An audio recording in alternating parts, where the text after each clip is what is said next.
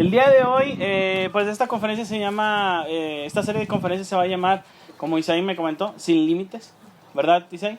Sí, Sin Límites. Entonces, digo, creo que el delante de Dios, ¿verdad? Una vida sin límites, ¿no? Alguien, significa alguien que no se niega. Y el mejor ejemplo de una persona que vive así sin límites, o que lo hizo y se entregó sin límites, es el nuestro Señor Jesucristo, ¿sí o no? Él se entregó hasta el máximo por nosotros. La definición de esta palabra límite es una línea real o imaginaria que marca el fin de una superficie o cuerpo, una separación entre una y otra. Tenemos límites en nuestras casas, ¿no? Hasta aquí llega mi casa y no te pases, ¿no?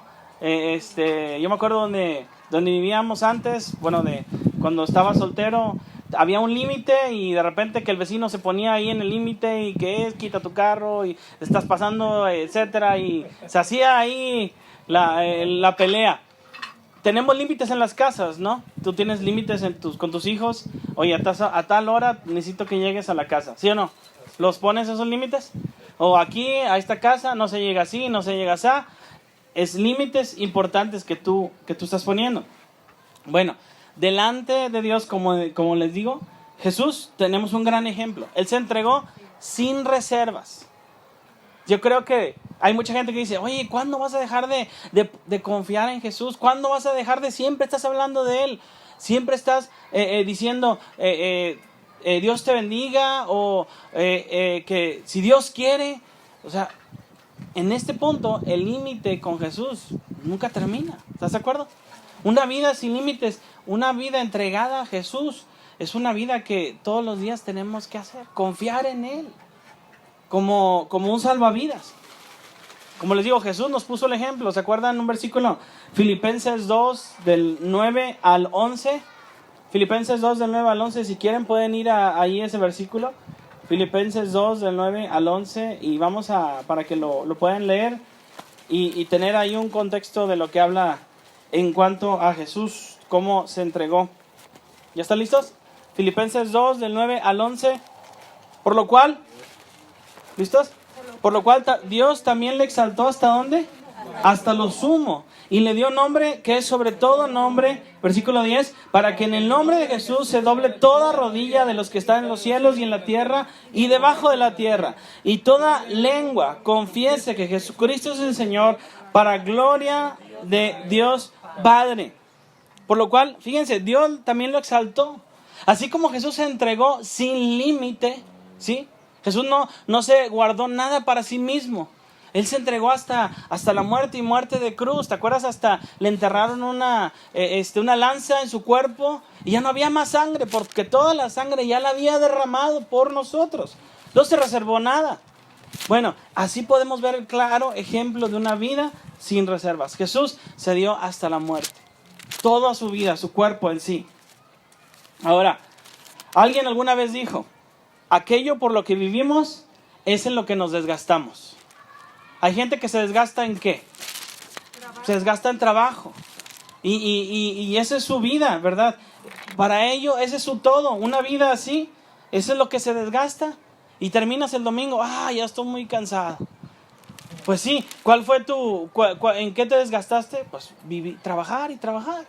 Hay gente que se desgasta, pues no sé, pero por ejemplo, de donde yo nací en Monterrey, pues seguramente has escuchado de muchos fanáticos para el fútbol. Y no importa lo que tengas que gastar, no importa la fila que tengas que hacer para poder entrar al juego, ¿sí o no? ¿Han escuchado eso? Se desgastan en eso. Oye, todo el dinero que tengo, pues lo que me alcance, mis pesitos que me alcancen para poder entrar al juego, porque yo tengo que entrar ahí. Muy bien, aquello por lo que vivimos es en lo que te vas a desgastar. Digo, van a salir iba a decir lagañas, ¿verdad? No, van a salir las patas de ¿qué? De gallo, van a salir las canas. Por algo te vas a terminar de desgastar en tu vida, algo. Bueno, por aquello, para lo que te desgastas, esa es la vida que tú vas a tener. Ojalá que al finalizar estas conferencias tú puedas decir, Señor, yo quiero desgastarme para ti. Yo quiero rendir mi vida para ti, Señor. quizá valdría entender cuál es la misión del verdadero cristiano hoy en día. La misión del verdadero cristiano, ya antes de llegar a la oración, que yo quisiera orar también por este mensaje. La misión del cristiano es predicar la palabra de Dios, que la gente conozca del evangelio. ¿Se acuerdan las últimas palabras de Jesús cuando después de haber resucitado? Por tanto, id, ¿qué más les dijo? Y haced discípulos. Jesús está marcando literalmente ahí, yo quiero que esta sea la misión de ustedes. Prediquen la palabra, que la gente me conozca.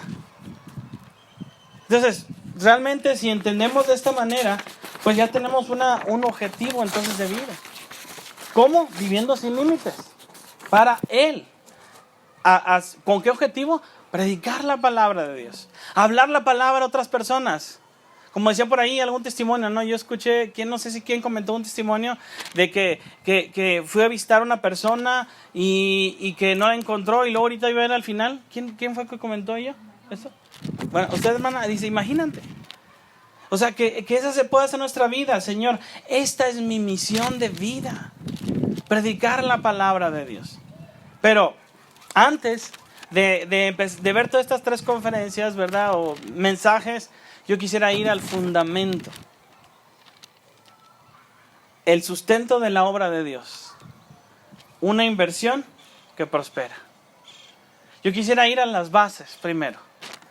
Si tú quieres ser parte de esta obra de Dios, si tú tienes clara cuál es la misión que Dios ha puesto en tu vida, como acabo de decir, predicar la palabra, Jesús lo dijo, y de hacer discípulos a todas las naciones. Si tú tienes bien en claro eso, quizá te puede servir ir a las bases de la misión, ir al sustento que pueda ayudar a esta misión. ¿Y sabes qué es esta frase? ¿O a qué estamos hablando? El diezmo. Desde ahí comienza. Si tú y yo queremos ser parte de esta misión de Dios, si tú quieres a lo mejor ir a las misiones o ir a la colonia a predicar la palabra de Dios, primero podemos comenzar hablando a la casa de Dios, a la iglesia. Y por eso vamos a detenernos primeramente en este tema acerca del diezmo. Así que si tú ya estás listo y quieres orar conmigo, pues ¿qué te parece si cerramos los ojos un momento? Y pedimos que Dios bendiga este tiempo, que sea algo realmente de bendición, que el Señor hable a nuestras vidas, toque tu vida, tu corazón, y para lo cual el Señor nos ha traído a este lugar. ¿Están listos? Señor, te damos gracias por este día. Gracias, Señor, por este tiempo. Gracias, Señor, por las bendiciones que nos has dado. Te pedimos que bendigas este momento, que estamos aquí reunidos, que sea algo que tú hables a nuestras vidas, a nuestros corazones, Señor. Y al finalizar este tiempo, Señor, tú podamos haber sentido que tú nos hablaste y sobre todo nos llevas a hacer nuevas cosas en nuestra vida, nuevos pactos, nuevos compromisos contigo. Que no sea simplemente una reunión más, sino que sea algo donde tú hayas apuntado en nuestro calendario oficial de nuestra vida aquel día que tú nos hablaste de una manera importante para ser parte de la misión eterna de Dios. Te doy gracias por este día, gracias porque a cada uno nos has traído a diferente lugar, pero con un objetivo, Señor, de alabarte y de leer tu palabra. Señor, te damos gracias por todo. Señor, te damos gracias por este día y todos te lo pedimos en Cristo Jesús. Amén. Ok, vamos al sustento de la obra de Dios. Una inversión que prospera. En aquel tiempo, en Primera de Reyes 17, del 8 al 16, está hablando de una persona llamado ¿quién? ¿Cuál es el nombre del profeta? Elías. Este hombre, o sea, en aquel tiempo había escasez, no había comida. Y bueno, Dios había mandado por medio de este profeta que no lloviera durante un buen tiempo en aquel lugar en Samaria. Había un tiempo de escasez, de necesidad, de dificultad. Y Dios le dijo a Elías, ¿sabes qué? Ve a este arroyo y yo mandaré cuervos para que te den de comer. Imagínate, cuervos. O sea, Dios estaba utilizando a pájaros, ¿verdad? Para que le dieran de comer y le llevaran de comer al profeta Elías. Más adelante, cuando se termina el agua en aquel arroyo, se seca, Dios le dice a Elías, ve a la viuda ¿de dónde? De Sarepta. ¿Y sabes que Sarepta ni siquiera era una ciudad del pueblo de Israel? Era una ciudad enemiga. Entonces, imagínate, Dios le está pidiendo a Elías, ve a este lugar versículo 8 y 9, dice, ven luego, en Primera de Reyes 17, del 8 al 9, ojalá pongas algo ahí porque vamos a estar viendo ese versículo. Dice, vino luego a él palabra de Jehová diciendo, versículo 9, levántate y vete a Sarepta de Sidón y mora allí, he aquí yo he dado orden allí a una mujer viuda que te ¿qué? Que te sustente. O sea, aquí había una necesidad. El profeta Elías, Dios estaba diciéndole a Elías, va a haber una viuda que te va a sustentar. Oye, imagínate, hay una combinación tremenda aquí. Porque si de por sí era viuda, ¿verdad? No tenía mucho dinero seguramente. Y más adelante, si tú has leído este pasaje, te vas a dar cuenta que esta mujer ya estaba ¿sabes qué? Ya me voy a morir. No tenemos nada. No tenemos, ya no tenemos lo último que nos queda. Vamos a morir. Y aparte, piensa en esto, Elías estaba yendo con un pueblo enemigo, con un pueblo que no era parte de Israel. Imagínate, todo eso que puede venir en su mente de Elías diciendo, voy a creer que una mujer viuda me va a sustentar y me va a ayudar a mí a poder tener lo suficiente para vivir. La palabra clave, ¿saben cuál es aquí?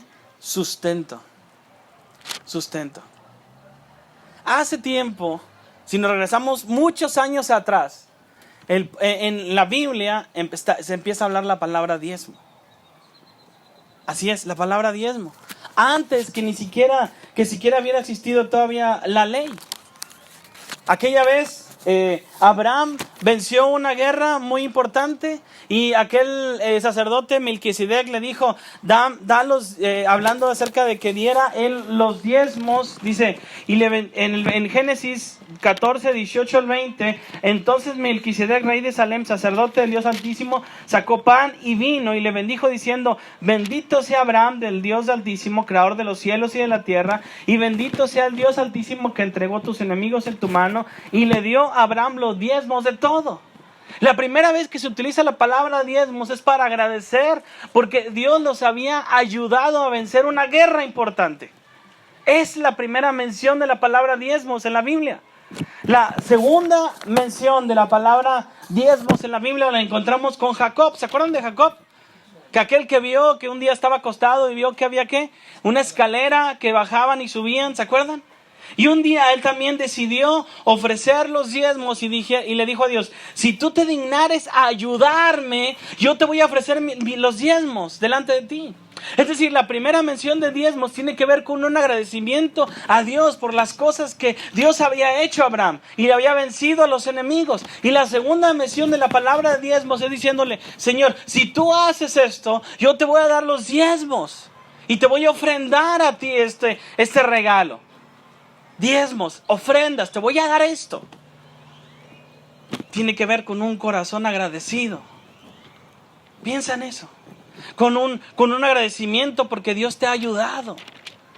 O porque le estás pidiendo que esté contigo. Pero todavía más adelante, las siguientes menciones de la palabra diezmo en la Biblia ya viene ahora sí en la ley, ¿se acuerdan? Cuando Dios le habla en Levítico 27, 31 y 30 y 31, no lo tienes que leer si gustas, pero hablando de que si alguno quisiera rescatar algo del diezmo, añadirá la quinta parte a precio por ella. Y todo diezmo de vacas y de ovejas, de todo lo que pasa bajo la vara, el diezmo será consagrado a Jehová. Es decir, que había gente en el Antiguo Testamento que ofrendaban diezmos, o sea, animales, ¿verdad? Que agarraban sus vacas, lo consagraban a Dios. Y gente que decía, Dios, mira, me bendeciste de esta manera, aquí te traigo la vaca, aquí te traigo esta ofrenda, aquí te traigo aquel animal, ese es mi diezmo, ese es el 10% que yo te quiero dar a ti, Señor, porque tú me has bendecido. En cierta manera, entonces pudiéramos hablar que la aplicación de la palabra diezmo tiene que ver con un corazón agradecido a Dios y con algo que tú le quieres dar al Señor. Como diciéndole, Señor, si tú estás conmigo y si tú me ayudas. Tiene que ver con una relación, una dependencia a Dios. Más adelante la palabra diezmo vuelve a repetirse y es diciéndole que el diezmo era dado a los levitas que trabajaban ¿en dónde? en el tabernáculo, ¿verdad? Ese era su trabajo. Los levitas no estamos hablando de un grupo de música o un equipo de fútbol ni nada. Es personas que trabajaban en el templo de Dios todos los días. Y ellos no tenían tierra, ¿se acuerdan? Ellos no les tocó una repartición de tierra, ¿se acuerdan? Y imagínate ellos los levitas, oye, ¿y nosotros qué onda? Ya le dieron la tierra a Manasés, a Efraín, ¿a quién más? A Dan, a Judá. Y los levitas pueden decir, oye, ¿y a nosotros qué onda? Oye, qué bueno que todos tienen tierra, pero a nosotros, no, Dios le había reservado el servicio de la obra de Dios para ellos. Y ellos podían tomar de las ofrendas que las personas venían y ofrendaban al Señor. Ellos no tenían tierras. La tierra ellos tenían cierta, de la misma ciudad de Judá, de Dan y de todos los demás, había ciertas partes que ellos podían tener en la misma ciudad. Los levitas. En Deuteronomio 12:11, el diezmo solo podía darse en la casa de Dios. Era un lugar establecido. La gente iba al tabernáculo o al templo de Dios y cada quien llevaba sus ofrendas para Dios. No era el lugar que cada quien decidiera. ¿Estás de acuerdo? No era que, bueno, yo quiero dar el diezmo aquí con mi amigo, aquí el de Judá, que me cae muy bien, y yo quiero darle un diezmo porque lo veo bien trabajador. No, el diezmo tenía que darse en un lugar especial que Dios había establecido en el Antiguo Testamento. No era donde cada quien quisiera, no, era donde Dios dijera que debía hacerse. Era el templo o el tabernáculo. Pero los israelitas, así como a veces nosotros, como que no se nos da mucho la obediencia, ¿verdad? No sé cómo eres tú con tus hijos, ¿verdad? O tus hijas. ¿Se les da la obediencia ahí en tu casa? ¿Le batallan en la obediencia? ¿O alguna vez tienes que regañarlos y hablarles fuerte? Bueno, al pueblo de Israel un día, llegó un tiempo que conforme Dios le había dado las instrucciones de que tenían que diezmar, ellos se les olvidó. Les daba igual. Bueno, le quitaban la importancia. Y el pueblo de Israel era tan cabezón, tan duro, ¿verdad? Que cada quien empezó de repente a levantar ídolos o a crear ídolos. Y de repente se levantaba un rey en Judá. Bueno, primero en Samaria. Y al pueblo de Israel lo afectaba de tal manera que empezaban a tener ídolos diferentes. Al ídolo de Acera, Balac, perdón, y cada quien tenía diferentes ídolos. O sea, el pueblo de Israel se le olvidaba que Dios le había dicho que tenían que ofrendar a Dios sus diezmos. Qué interesante que Dios les había dicho, cuídense y llevó a la tierra prometida, ¿se acuerdan? Cuídense que cuando lleguen a la tierra prometida, que dice, no se olviden de mí, porque yo les voy a dar una tierra que ustedes no cosecharon, que ustedes no hicieron nada por ella, y yo les voy a dar esa tierra a ustedes. Entonces, cuídense de no olvidarse de mí.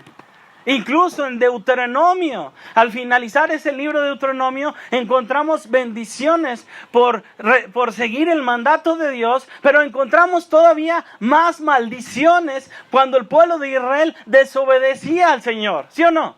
Tanto que le dice Dios al pueblo de Israel diciendo, hasta una hoja les va a asustar a ustedes por haber desobedecido mi palabra.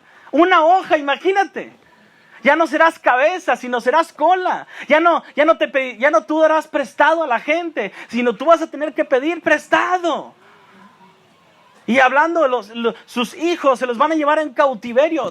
En Deuteronomio está bien claro, diciéndole Dios al pueblo, cuídense de no desecharme, porque miren lo que puedo hacer con ustedes. Tú sabes que vinieron muchos profetas con el pueblo de Israel, ¿sí o no? ¿Cuántos profetas no vinieron? Isaías, Jeremías, ¿quién más? ¿Se acuerdan?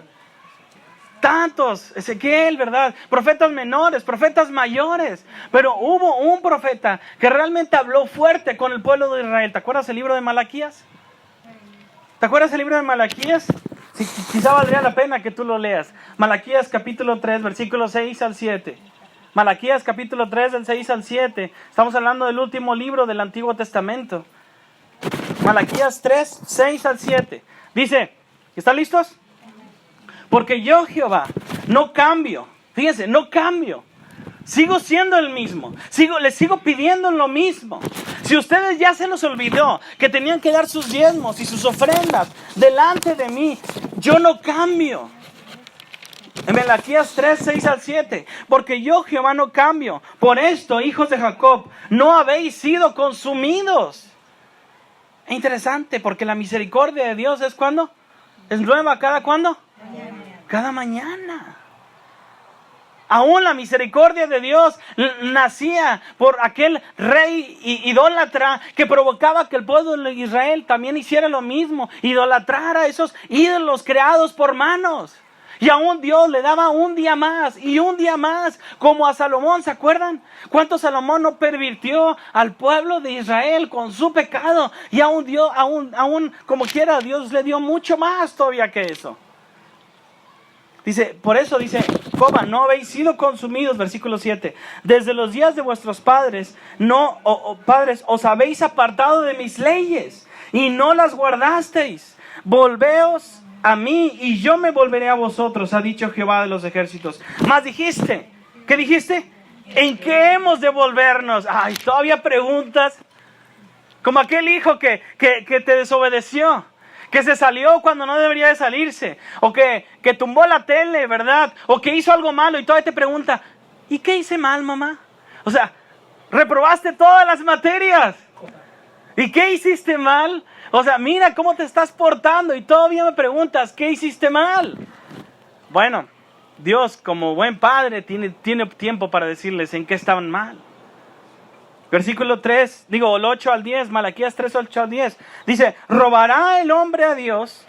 Pregunta, pues vosotros me habéis robado y dijiste, ¿en qué te hemos robado? ¿En qué lo robaron? Y ofrendas, versículo 9, malditos sois con maldición, ¿por qué? Traed, versículo 10, traed todos los diezmos al alfolí. Ya hay alimento en mi casa. Ustedes me han robado, pueblo de Israel. Y todavía preguntan, ¿en qué están mal? Pues están mal en que me robaron. Porque yo les había dicho que trajeran sus diezmos y sus ofrendas al alfolí. Y ustedes lo dejaron. ¿Qué está pasando, pueblo de Israel? Está diciendo ahí. ¿Por qué lo dejaron de hacer? Más adelante el pueblo de Israel es tan duro que Dios tiene buenos años de silencio con el pueblo de Israel y ya no hay más profetas que le hablen la palabra de Dios a Israel. Un tiempo difícil para Israel que no había ningún profeta que se levantara y hablara. 400 años de silencio. Por un día aquel profeta Isaías que diciendo en aquel tiempo de oscuridad algo pasaría en Belén. ¿Te acuerdas? ¿Qué pasó en Belén? Nació Jesús. Un luz de esperanza otra vez. Una nueva oportunidad para aquel pueblo duro y difícil de corazón. Más adelante Jesús está hablando a los profetas. Está hablando a los fariseos, a los escribas y fariseos. Y vaya que los trapeó y los barrió. ¿Se acuerdan los versículos? En Mateo 22, 23 dice, ¡ay de vosotros! Si quieres puedes ir a leer ese versículo. Mateo 23, 23. Mateo 23, 23 dice, ¿ay de qué? Ay de vosotros, escribas y fariseos hipócritas, porque diezmáis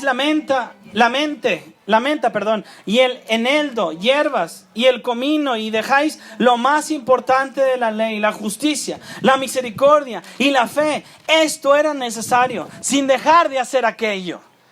Si te acuerdas, los fariseos estaban, ¿sí estamos bien en el versículo?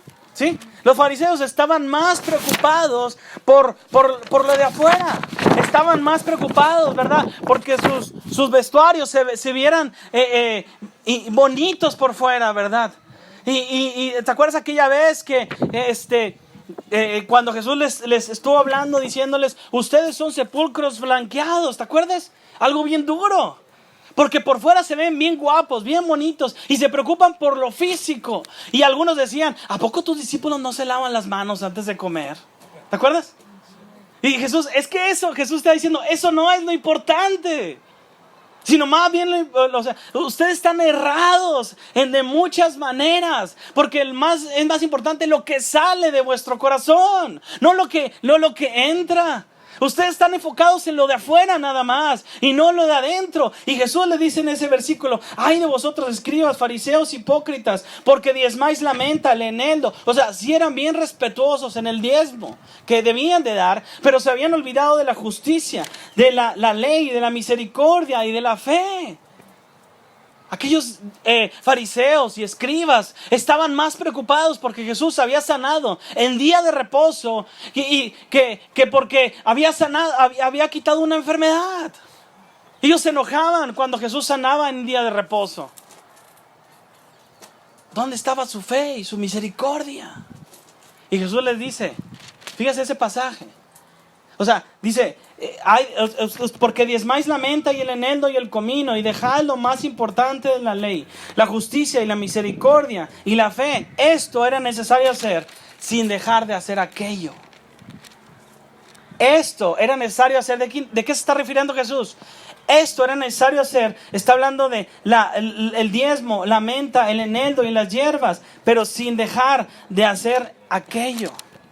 Es decir, no porque estás diezmando vas a decir, pues yo me porto como yo quiera. Al cabo estoy dando mi diezmo.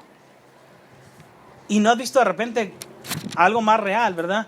Más actual, narcotraficantes, ¿verdad? Que son bien respetuosos de dar las ofrendas al padrecito, ¿verdad? Padre, bendígame mi pistola de oro. Pero ¿dónde quedó su fe y su misericordia? Pues por los suelos, ¿verdad? Jesús está diciendo, o sea, las dos cosas no están peleadas. Jesús está diciendo, no dejen de diezmar, pero también preocúpense por la fe, por la misericordia. Bueno, y hay tanta gente hoy en día que está diciendo, es que el diezmo ya no aplica para nosotros. Porque para los judíos sí. Ellos llevaban sus diezmos y llevaban sus vaquitas, llevaban sus becerros, ¿verdad? Delante del sacerdote. Aquí está mi ofrenda, aquí está mi diezmo. Ya no aplica para nosotros. Y yo me pregunto por los que dicen que no aplica para nosotros.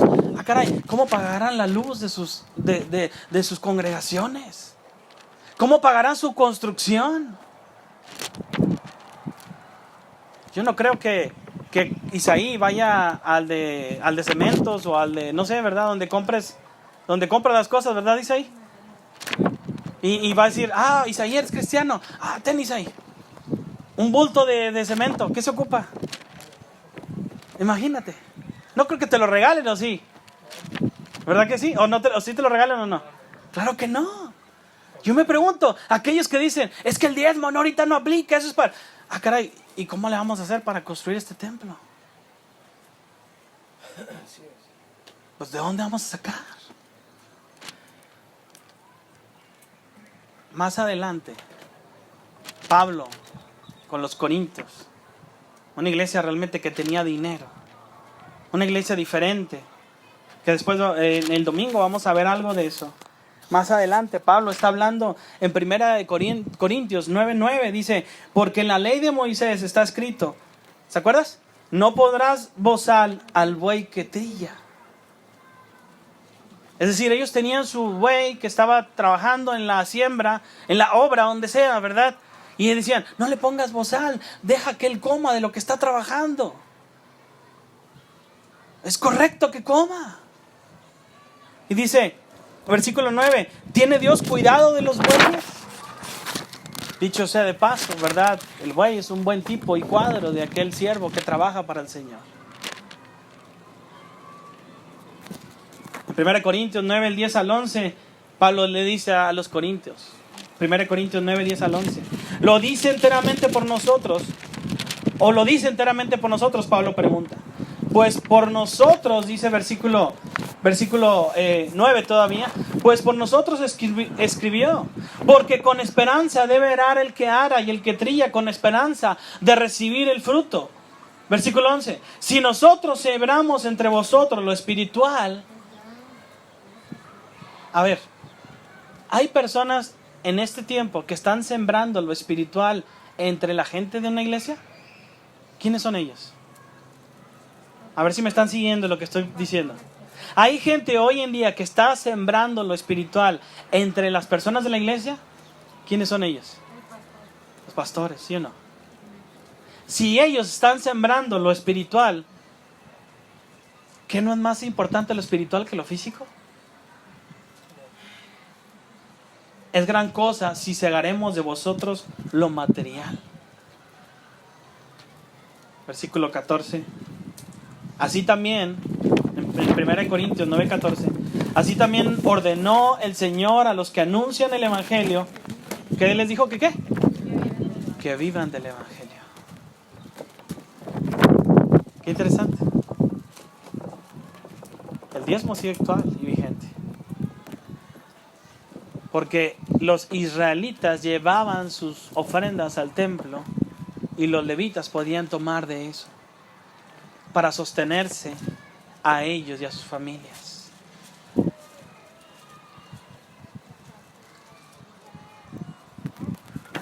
No sé, yo no conozco mucho a Isaí. Bueno, no hemos convivido tanto. Convivimos hace mucho tiempo, pero ahora no tanto últimamente. Pero ¿no tendrá necesidad él de algo? ¿O será que él va a la luz a pagar su luz de su casa? ¿O va al Soriana? ¿Dónde vas a comprar tu despensa, Isaí? Pues donde caiga, donde llegues. O sea, ¿será que va a llegar ahí a donde compra su despensa y va a decir, oye, soy cristiano, ¿no? Soy pastor de la iglesia. Y va a decir el que te checa la caja, bueno, ¿y a mí qué, verdad? A mí me tienes que pagar.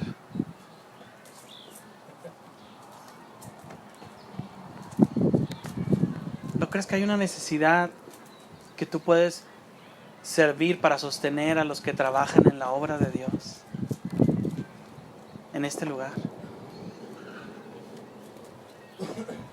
Si tú y yo de repente venimos al frente en oración diciéndole gracias Señor, o ayúdenme a orar para que Dios sostenga esto, o me ayude a pagar esto, el otro.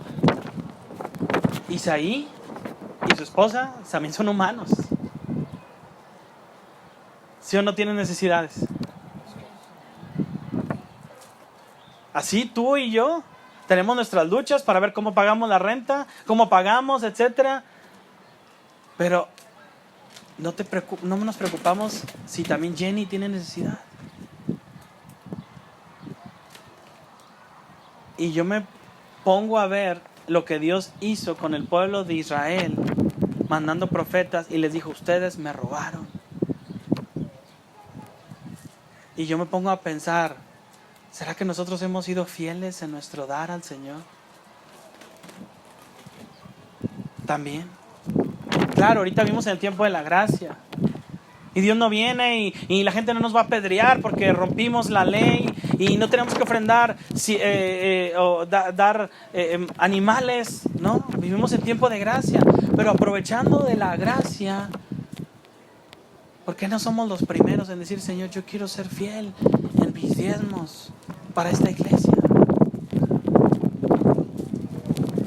Que permiten sostener este lugar. O permitirán hacer cosas grandes en este lugar. ¿No ha sido de bendición este lugar para ti, para tu vida? A ver, no se escuchó bien. ¿Ha sido o no ha sido de bendición? Ha sido de bendición.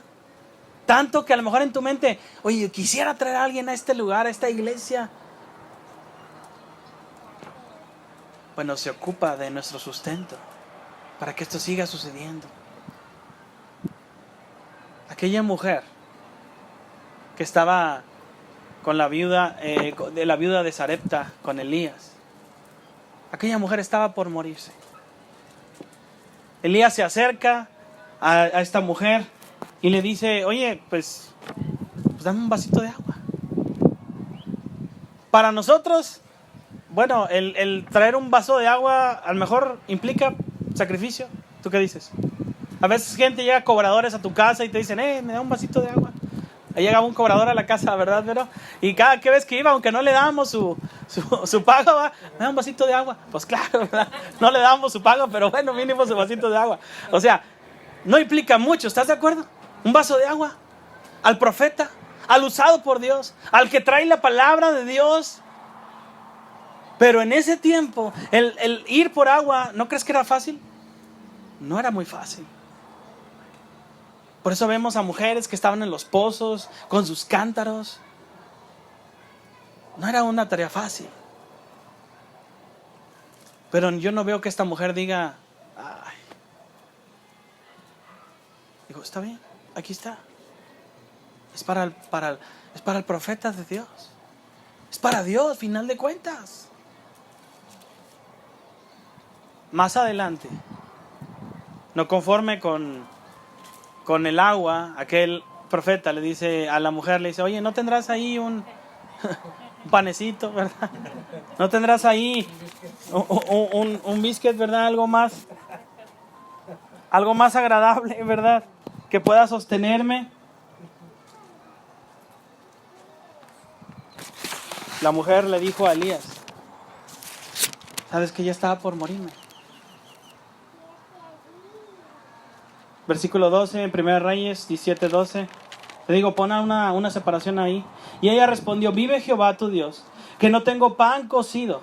Solamente un puñado de harina tengo en la tinaja y un poco de aceite en una vasija. Y ahora recogía 2 leños para entrar y prepararlos, para mí y para mi hijo, y para los que comamos y nos dejemos morir. Sí, quizá viendo otros versículos de la Biblia, como cuando trajeron los panes y los peces en la multiplicación de los 5,000, ¿te acuerdan? Los discípulos dijeron, ¿y qué es esto para tantos? Alguien dirá, pues es que, Señor, no tengo mucho. No tengo mucho trabajo, Señor. Pues ¿qué puedo hacer con tan poco? O sea, mira, los pesitos que traigo.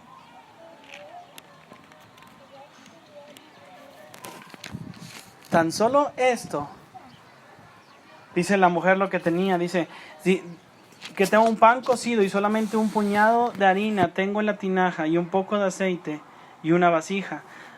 Es todo lo que tenía. Un puñado, dice, solamente un puñado de harina tengo en la tinaja. ¿Sabes qué tiene que ver la harina en la Biblia?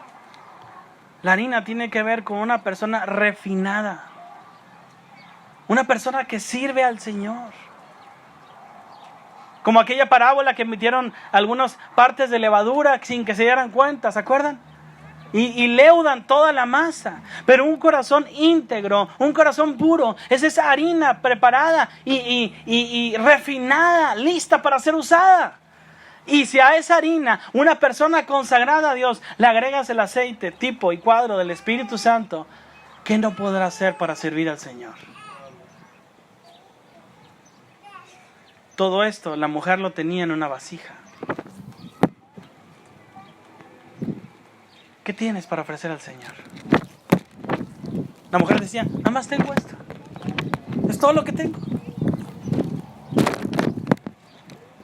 ¿Qué tenemos para ofrecer al Señor? Como aquella viuda que en su pobreza dio todo lo que tenía.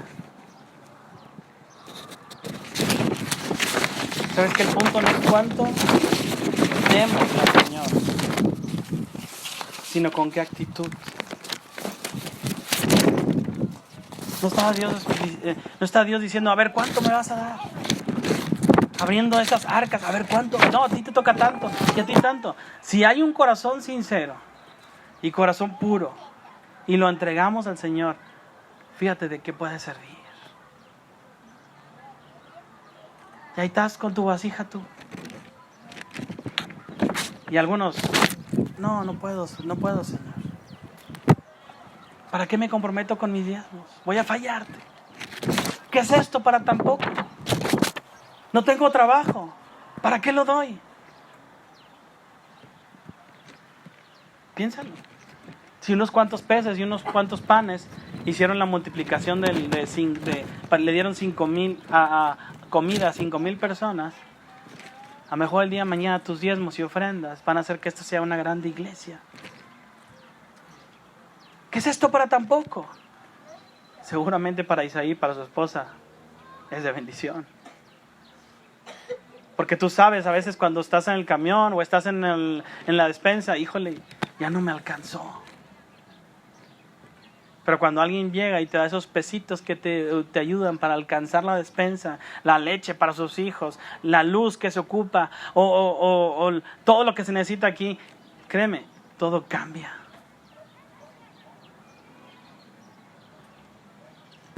Alguien dijo una vez, una pelota de básquetbol en mis manos puede ser algo divertido, ¿estás de acuerdo? Porque a veces a lo mejor le puedo atinar a la cesta. Pero en las manos de Michael Jordan es un juego maravilloso. ¿Se acuerdan? ¿Conocieron a Michael Jordan? ¿Se acuerdan de él? ¿O a lo mejor lo vieron? Todo depende de quiénes son las manos. Una paleta y unos pinceles en mis manos, sin duda serían una obra de arte. Dice, o bueno, algo curioso más bien, porque la verdad es que no soy muy bueno en ese tipo de cosas artísticas, ¿no? Pero en Miguel Ángel, sin duda, sería una obra de arte. ¿Sí o no? Un lápiz en mis manos podrían servir para poner mi nombre. Pero un lápiz en las manos de William Shakespeare, ¿qué pueden hacer? Una obra entera. Todo depende de quién son las ¿qué? Las manos. Una vara en mis manos pudiera ahuyentar a un perro hambriento. Pero en las manos de Moisés hizo que las aguas del mar se abrieran. Todo depende de ¿qué? De quiénes son las manos. Una onda en mis manos tan solo es un juguete. Pero en las manos de ¿quién? Fueron un arma mortal. Todo depende de quiénes son las manos. 2 peces y 5 trozos de pan en mis manos son un almuerzo para 2, pero en las manos de Jesús fueron el alimento de toda una multitud. Todo depende de quiénes son ¿qué? Las manos. Unos clavos en mis manos quizá puedan servir para construir una silla, pero en las manos de Jesús trajeron la salvación al mundo entero. Todo depende de quiénes son las manos. Manos hay muchas, pero las de Dios son las únicas manos en las que podremos confiar y descansar con toda garantía. Vale la pena pensarlo así. Si tu vida está en manos de Dios, eso incluye tus ofrendas y tus diezmos, puedes estar tranquilo porque están en las mejores manos, en las manos de Dios.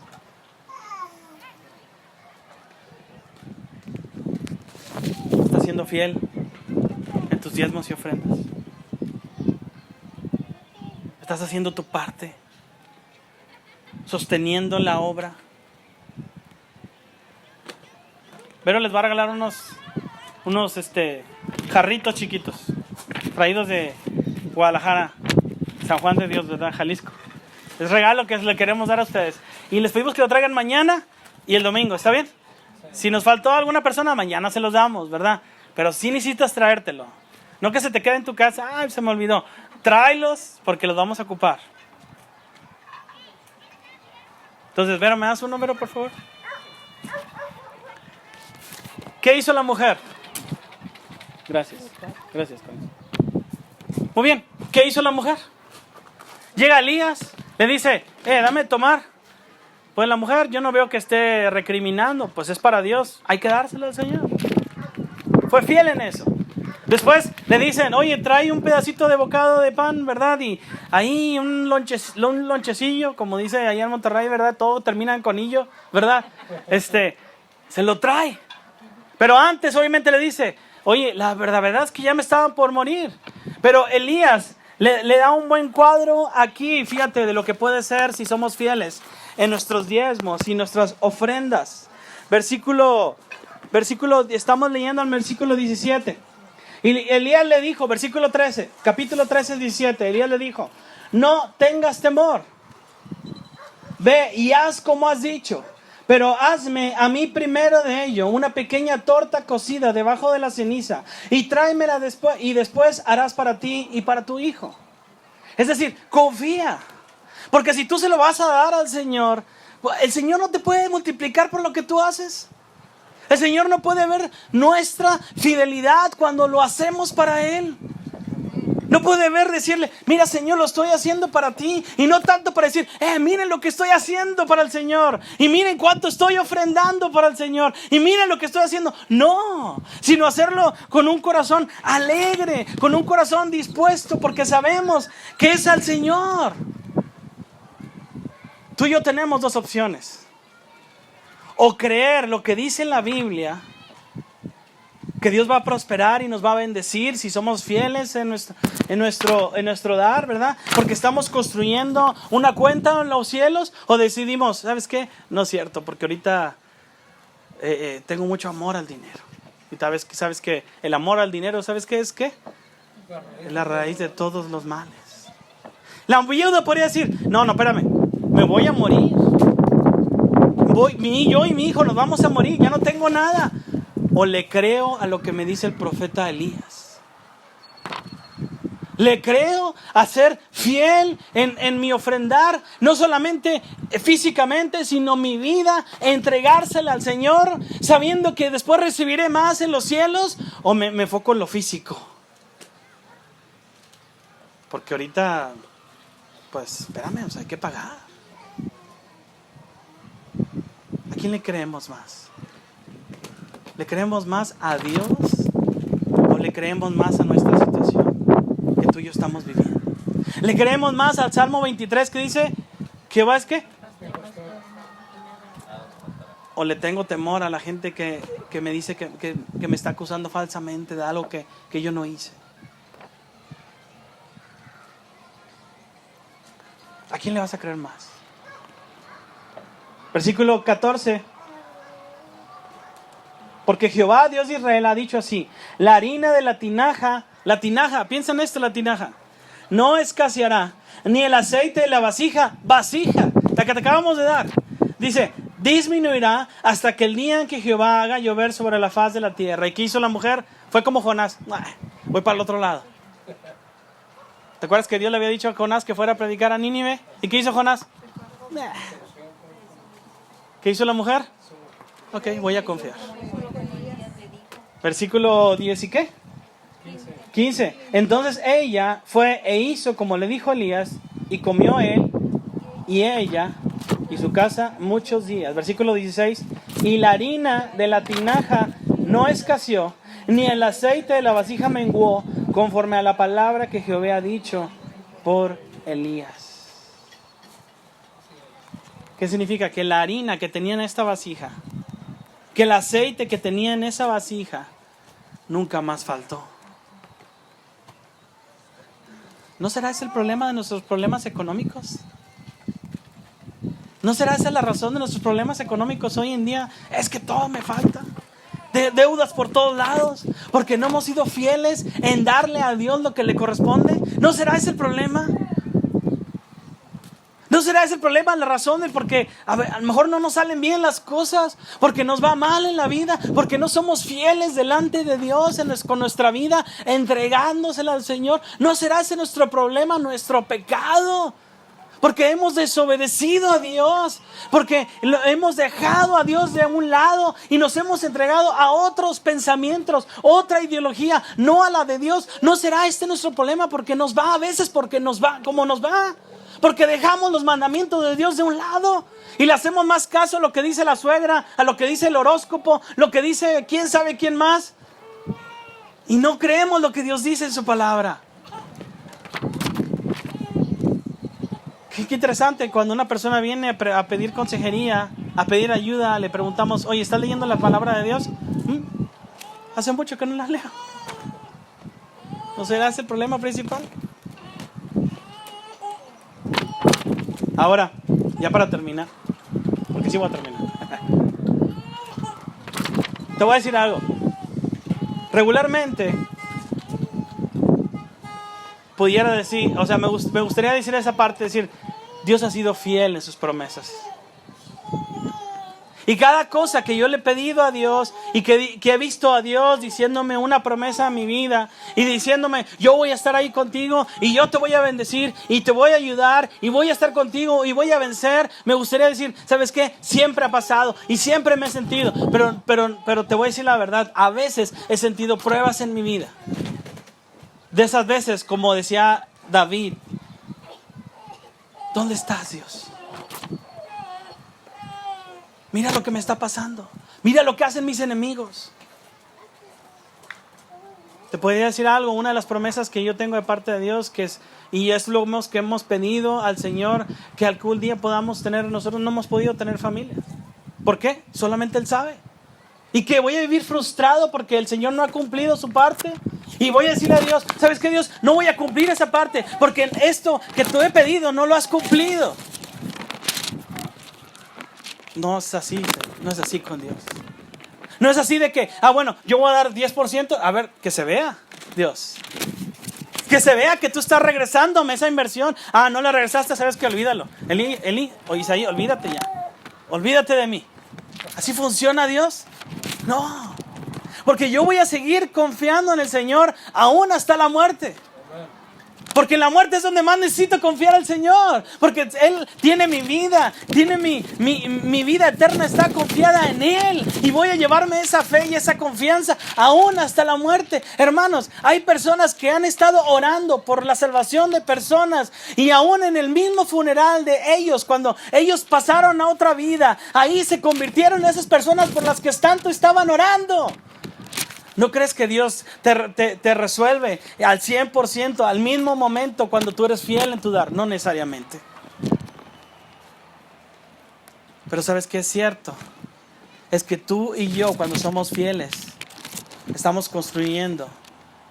Tenemos una cuenta en los cielos que se está aumentando. Probablemente hay promesas o hay cosas que no voy a ver en esta tierra. A lo mejor cuando yo no esté en la tierra, alguna de las promesas que el Señor me ha dicho o peticiones que le he pedido, el Señor las va a cumplir. Pero de eso no depende mi fe.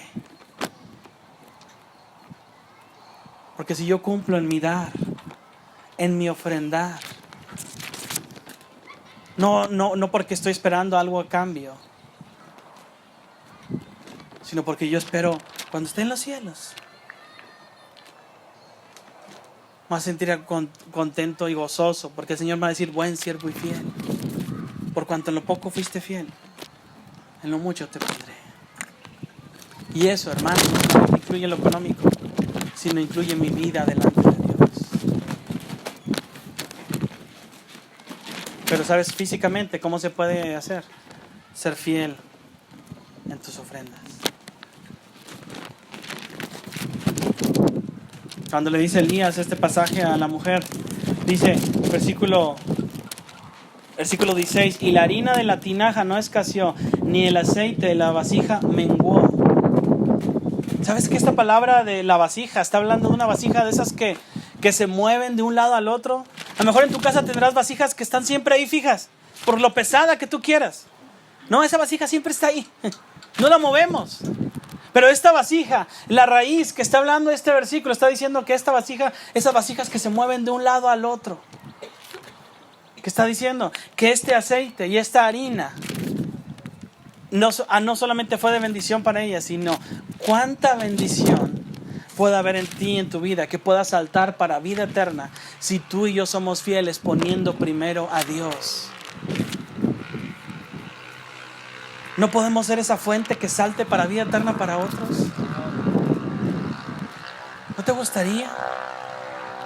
Que tú, donde tú y yo estemos, que seamos esa fuente de bendición para otros.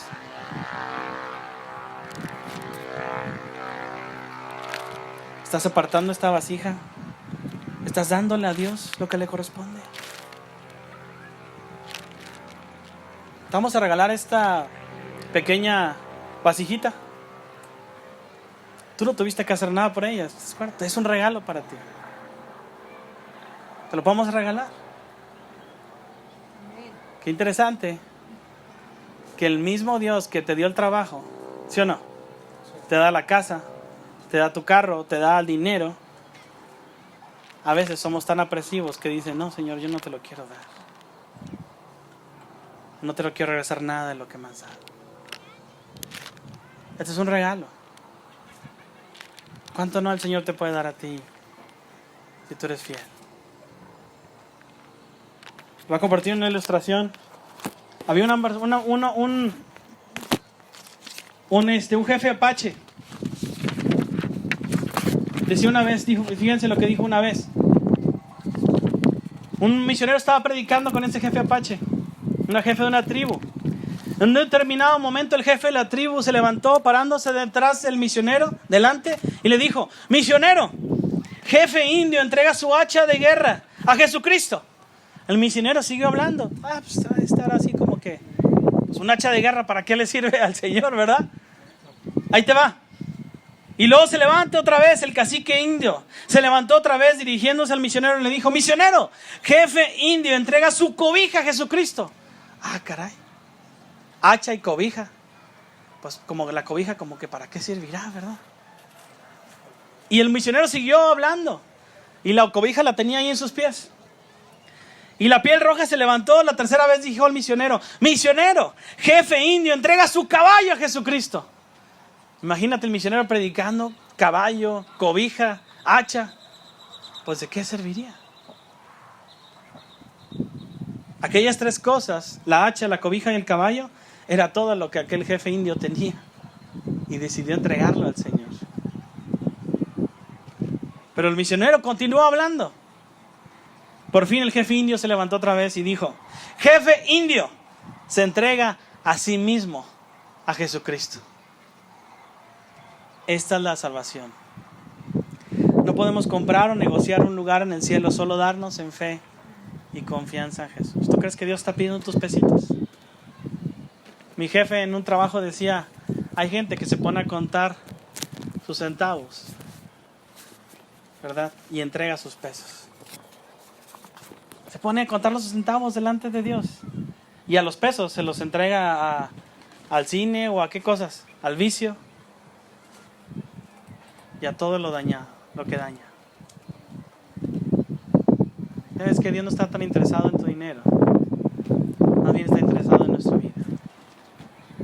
Que esta vasija, mi vasija, tu vasija, sea de bendición a otras personas.